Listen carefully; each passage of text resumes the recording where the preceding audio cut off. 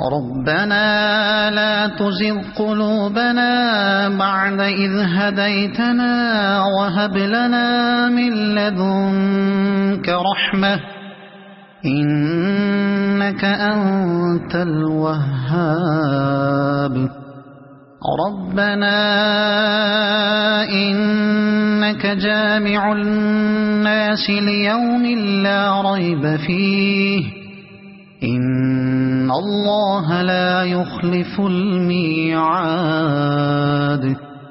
إن الذين كفروا لن تغني عنهم أموالهم ولا أولادهم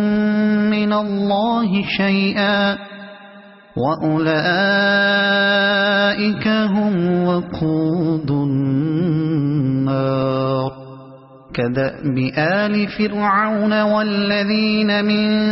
قبلهم كذبوا بآياتنا فأخذهم الله بذنوبهم